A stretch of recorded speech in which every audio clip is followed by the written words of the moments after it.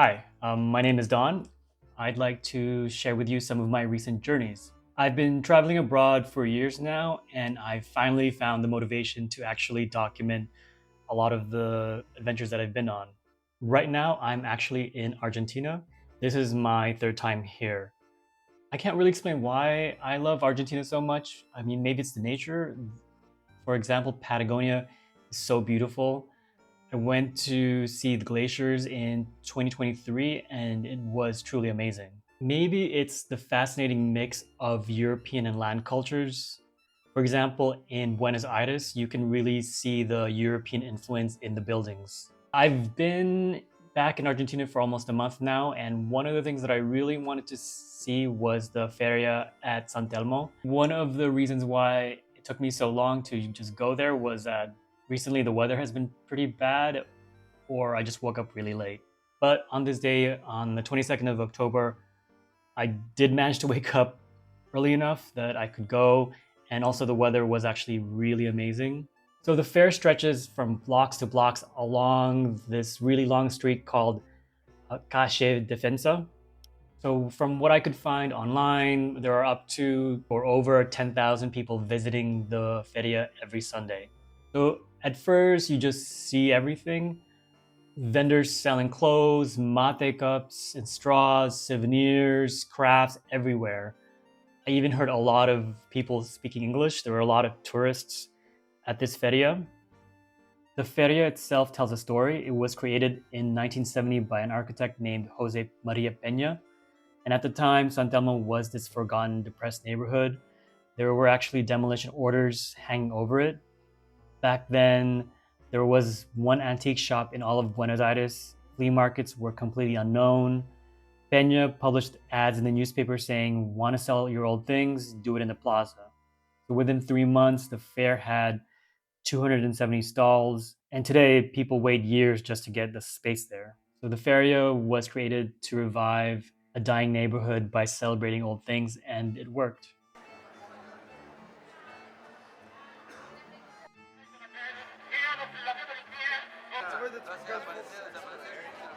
So I should mention something about myself. I do love learning about history, especially pop culture.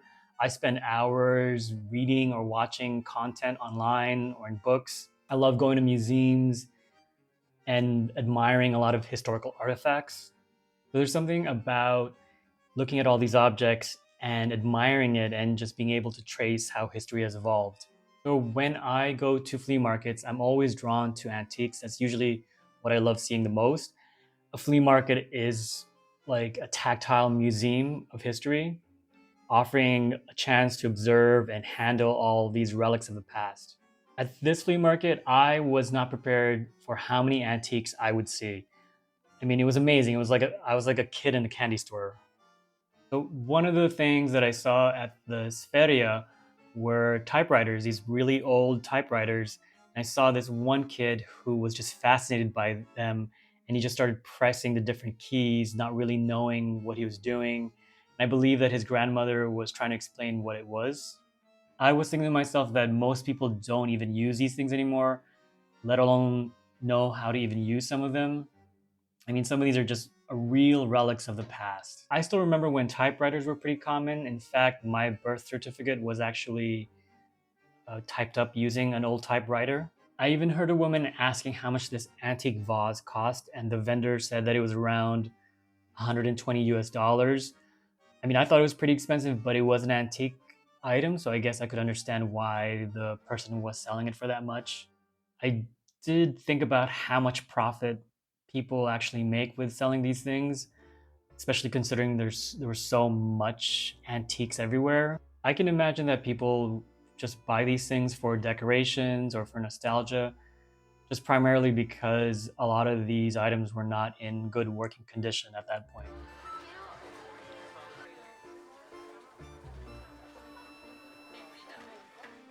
I think Argentina has a fascinating relationship with old and new technology and how they coexist. And you don't really see this relationship in many other places that I've traveled, at least where I've traveled to. For example, in many buildings in Buenos Aires, you can still find elevators where you have to manually push them to close them and pull them to open them. Another example are ward keys that are used in many homes, including my apartment. I've never seen them used anywhere else except in Argentina. They look like these keys that are from like medieval times. So for a lot of locals, this is pretty normal. So even in my apartment, there's this old washer and dryer that's really antiquated.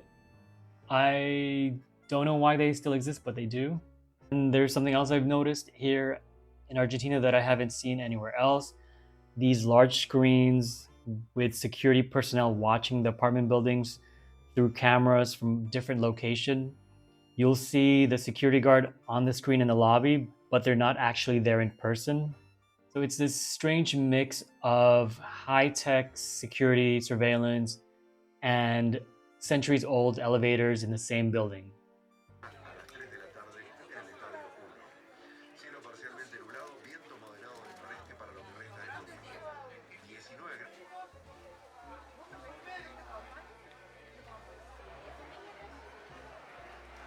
So I started thinking about the why. Why does Argentina still use so much old technology? I'm from the US. I've lived in cities like New York. And when I think about the US and its relationship with technology, it's constantly shifting to new things, upgrading and replacing them. So I've traveled to other parts of Latin America as well, including Mexico, Colombia, Chile, and Brazil. And sure, you'll also find a lot of old vintage items in those places as well. But from what I've observed, I think I've seen it more often here in Buenos Aires compared to other cities like Mexico City and Bogota. Buenos Aires is the biggest city in Argentina, and historically, Argentina has been one of the more advanced countries in Latin America. And Argentina at one point was one of the richest countries in the world.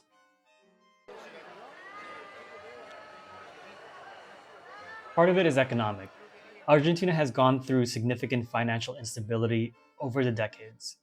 I think in a place like Argentina, if technology still works, people tend to maintain them or repair them. Replacing technology is really expensive here in Argentina. So this isn't merely an aesthetic choice, it's the Buenos Aires tech paradox. It's driven primarily from economic volatility and protectionist policies. In Argentina, there are a lot of high tariffs and regulations on imports. So this makes purchasing foreign made items really expensive and impractical. Consequently, it's a lot cheaper and more practical to just maintain and repair what people already have. There are still a lot of skilled Argentinian technicians who are able to maintain and repair a lot of these items for decades, way past their intended lifespan.